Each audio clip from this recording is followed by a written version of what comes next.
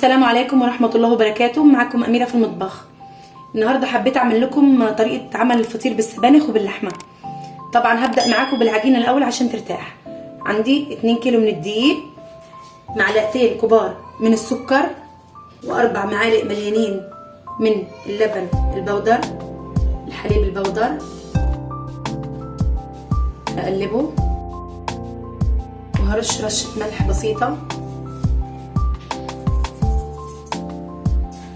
وهبدأ أعجن معاكم.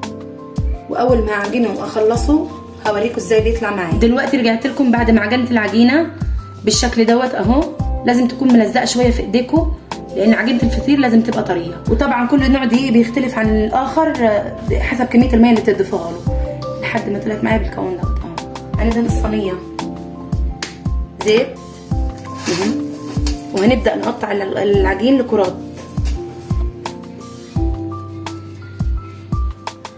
كرات بالشكل ده كده.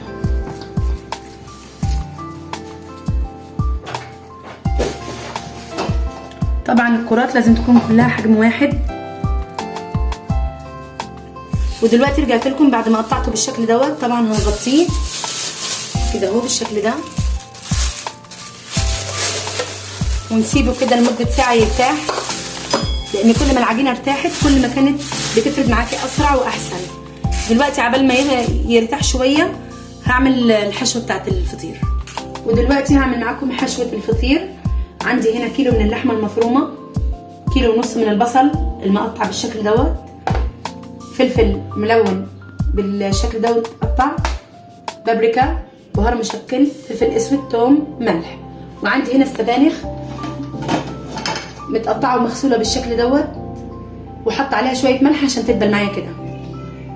هبدأ دلوقتي هنا اضيف البصلة على الزيت،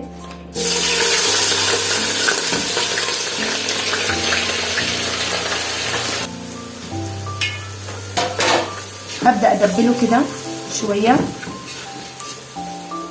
هرش عليه شوية ملح عشان يدبل. دلوقتي اهي البصلة دبلت شوية معانا، هبدأ اضيف عليها اللحمة المفرومة. نضيف عليها على طول مباشرة الفلفل الاسود والثوم، واقلب كويس. باقي البهارات انا بحب اضيفها بعد ما اللحمه تستوي عشان تبقى ريحتها فيها بالشكل ده. ودلوقتي اهو اللحمه هنضيف عليها الفلفل الملون بالشكل ده.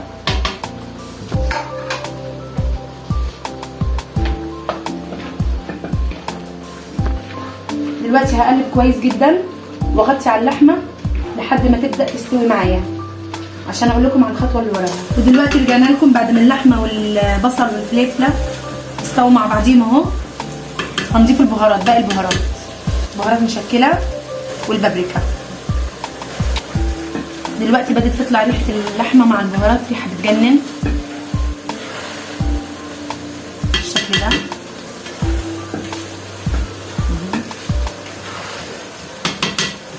قلبهم كويس. نحط بقى بقيه كميه الملح لان احنا ما ملحناهاش كويس.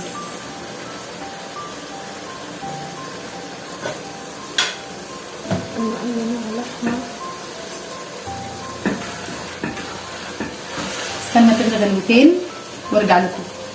ودلوقتي اهو يا جماعه اللحمه استوت معانا. شلت منها جزء كده في صينيه لوحده عشان انا حابه اعمل نوعين من الحشوه، نوع بالسبانخ واللحمه ونوع باللحمه لوحدها، فدي لازم تبرد تماما عشان نعرف نفردها على العجينه. ودلوقتي هضيف بقى السبانخ على اللحمه الباقيه. بسم الله الرحمن الرحيم. السبانخ طبعا هي عليها ملح ودبلانه خالص ومغسوله كويس. ودلوقتي اهي السبانخ بعد ما دبلت خالص معانا وداخله على الاستواء هنسيبها تستوي براحتها.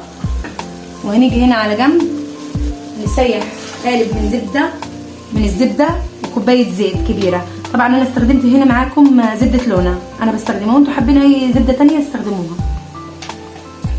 هنسيبها تسيح خالص ونسيبها تبرد على جنب. ودلوقتي رجعنا لكم بعد ما اللحمه بردت خالص معانا اهي بالشكل ده، والسبانخ خدت جزء منها عشان تبرد معانا كده وبردت اهي. هشيلهم كده على جنب وابدا افرق معاكم عجينه الفطير. العجين دلوقتي اهو طري معانا وبقى حلو. بعد ما ارتاح هندهن الرخامه بشويه زيت وهنبدا نفرد كده معانا. بسم الله الرحمن الرحيم. نفرد بالشكل ده كده.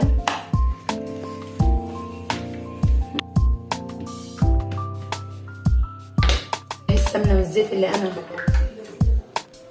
سيحتهم معاكم هندهن كده بالشكل ده.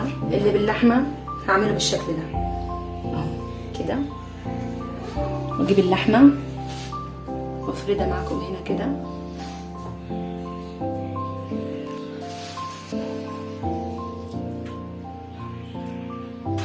ونبدا نلف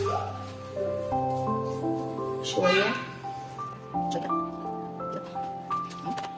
طبعا هو مش ده الشكل النهائي ليها، لسه لما ترتاح هنفردها كمان في الصينيه. طبعا الصينيه مش هندهنها باي حاجه لان هي فيها زبده وزيت تندهنش.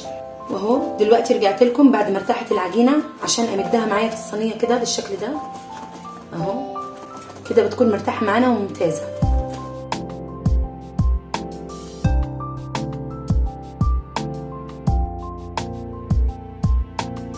ندهنها دهنه زبده وزيت من فوق الوش بالشكل ده كده عشان تبقى الوش مقرمش. ادخلهم الفرن على درجه حراره 250 لمده ربع ساعه وبرجع لكم بس يستوي. ودلوقتي ده الشكل النهائي بعد ما استوى. سامعين القرمشه؟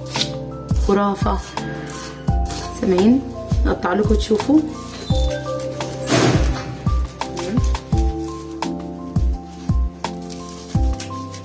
ده الشكل النهائي بتاعه.